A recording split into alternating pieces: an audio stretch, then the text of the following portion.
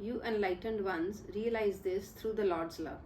Shout cries of hail in the holy company, and by the Guru's guidance do good deeds. Nanak says, immaculate is the ablution at the sacred shrine of Guru River. What profit is there of human birth when one is devoid of divine devotion and love? All worthless is man's wearing fine dresses and eating when there is duality in the mind. False is the seeing and hearing of those who with their mouth utter falsehood. Nanak says, praise the Lord's name, else is but coming and going in pride. Rare are God's devotees, not many, the rest is but a show and wrangling in this world. Nanak says, one struck with love of God instantly dies to the world and is left with no longing to live. If man dies with such a stroke, then alone he becomes acceptable. He whom the Lord strikes, he alone is struck.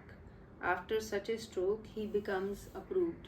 The arrow of love struck by the omniscient Lord cannot be extracted. Who can wash the vessel which is unbaked in its making? By uniting the five elements together, the Lord has given it a false gilding. When it pleases him, he sets the vessel right. Then in it supreme light shines and the celestial strain resounds. They who are utterly blind in their mind, they do not know the dignity to keep their word. With the blind mind and reverse heart lotus, they look extremely ugly. Some know how to speak and understand what is said. Wise and handsome are those persons. Some know neither inner melody and divine knowledge nor the joy of music. They do not realize good and bad as well. Some have no idea of perfection, wisdom and understanding and do not know even the mystery of Guru's word. Nanak says, the real donkeys are those persons who take pride without merits. He alone is true Brahman who realizes the Supreme Being. He who performs the deeds of devotion, austerity and self-restraint, he who observes the faith of humility and contentment and by breaking his worldly bonds is emancipated. Such a Brahman alone is worthy of being worshipped. He alone is a Khatri who is brave in good deeds. He uses his body for charity and alms giving purposes and who ascertaining the farm to be right sows the seed of beneficence. Such a Khatri alone becomes acceptable at the Lord's portal. Whosoever practices greed, avarice and falsehood, he must receive the fruit of his own deeds. O man, do not heat your body like an oven and do not burn your bones like a firewood. What wrong your head and feet have done, pray realize your beloved within yourself. Within all the hearts abide the groom. Without the groom, there is no heart.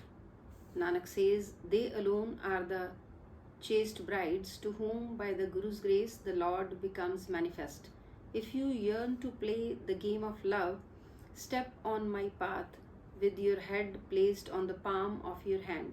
Once you set your foot on this path, then lay down your head ungrudgingly, not caring for anything.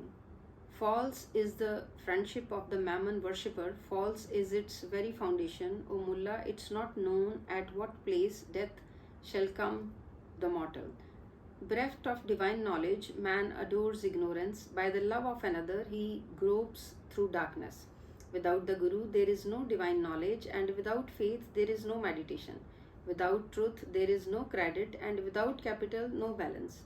Man is sent into this world and then arising departs. There is no player in it if he does not do any good. Rama pinned despite an assembled army and strength inside him. The army of monkeys was also at his service, and in his mind and body he became infinitely zealous of war. The 10-headed Ravan had taken away Sita, his wife, and Lakshman had died of the curse. Nanak says, the Creator Lord is doer of all the deeds, destroying what he himself created, he watches it all. Within his mind, Ramchandar pinned for Sita and Lakshman. Then he invoked Hanuman's aid, who by good luck